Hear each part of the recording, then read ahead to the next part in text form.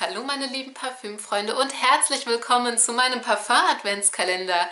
Wir öffnen hier vom 1. bis zum 24. Dezember jeweils ein Türchen oder auch Tütchen mit, ja, winterlichen Damen-, Herren- und Unisex-Düften. Es werden Reviews, First Impressions, Vergleiche und Unboxings geben. Wenn das euch interessiert, dann abonniert unbedingt meinen Kanal, drückt auf die Glocke, damit ihr keines der Videos verpasst und los geht's! Türchen bzw. Rentier Nummer 6, Nikolaus. Schauen wir doch mal, was hier drin ist. Ich glaube, wir machen heute einen Vergleich. Und zwar einmal Libre und einmal Libre das Eau de Parfum Intense bzw. Libre L'Intense von Yves Saint Laurent. Ja, hallo meine lieben Parfümfreunde. Heute stelle ich mich einer schwierigen Aufgabe, weil ich den Originalduft nicht ganz so mag, aber dazu später. Und zwar möchte ich Libre, das normale Eau de Parfum von Yves Saint Laurent, mit dem Libre L'Intense vergleichen. Aber jetzt erstmal zu dem normalen Libre. So sieht der Flakon davon aus.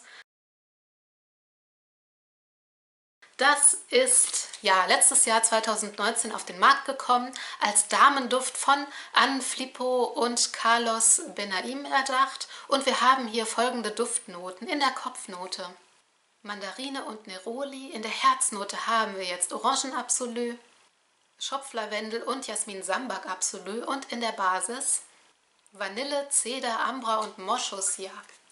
Also den Flakon und auch die Werbung, die Kampagne mit Dua Lipa finde ich ganz toll und total gelungen, sehr stimmig und edel. Aber den Duft, ja, als ich ihn das erste Mal getestet hatte, ich fand ihn irgendwie zu laut. Nicht wirklich intensiv, aber einfach zu laut, schreiend von allem zu viel. Lavendel und besonders eine überdrehte, relativ künstliche Orangenblütennote. Aber vergleichen wir doch mal heute beide. So, jetzt zum Libre L'Intense. Der kam dieses Jahr auf den Markt. Genau, so sieht der Flakon aus. Ja, einfach ein bisschen dunkler.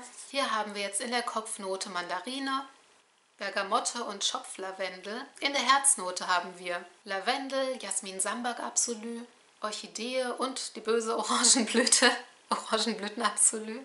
Und in der Basis haben wir Vanille, Vetiver, Ambra und Tonkabohnen Absolu. Und diesen Duft hatte ich auch schon mal als First Impressions getestet in einem Video, das verlinke ich mal oben.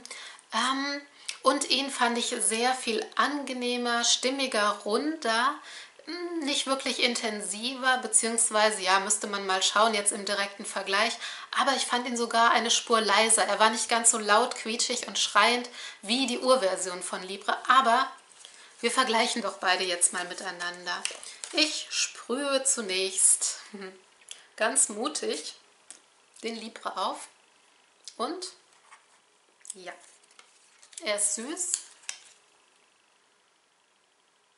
Heute finde ich ihn nicht ganz so schlimm. Eine gewisse Frische kommt direkt um die Ecke. Und dann rieche ich eine, ja, Orangenblüte, die hier auch so ein bisschen überdreht wirkt. Aber heute geht's. Und den Libre L'Intense mal daneben auf dem anderen Arm.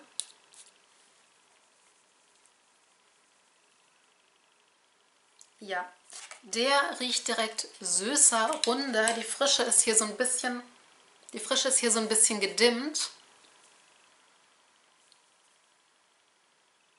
Und er hat irgendwie ein volleres Aroma.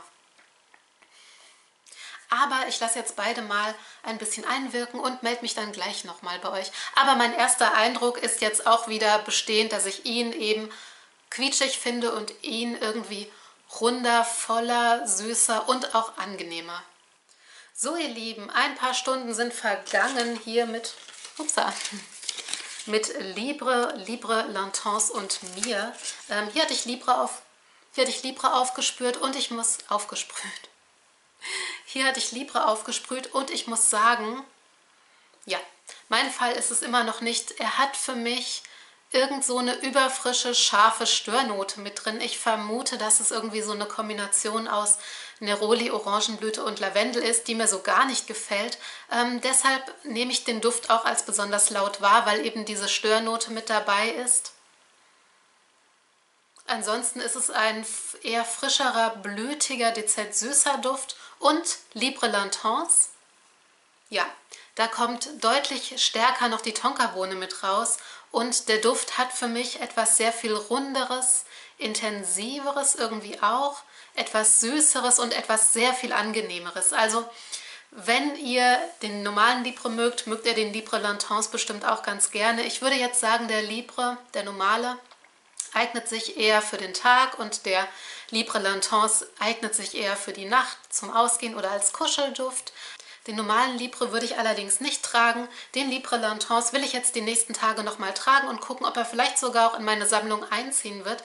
Denn mir gefällt diese Kombination aus Orangenblüte, Lavendel und Tonkabohne doch richtig gut. Und er macht für mich eben ein runderes und sehr viel schöneres Bild als der normale Libre.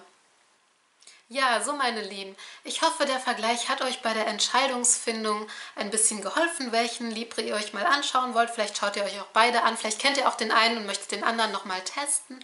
Ich bedanke mich wie immer fürs Zusehen. Bis bald und bleibt gesund. Und morgen geht's dann weiter mit Türchen Nummer 7.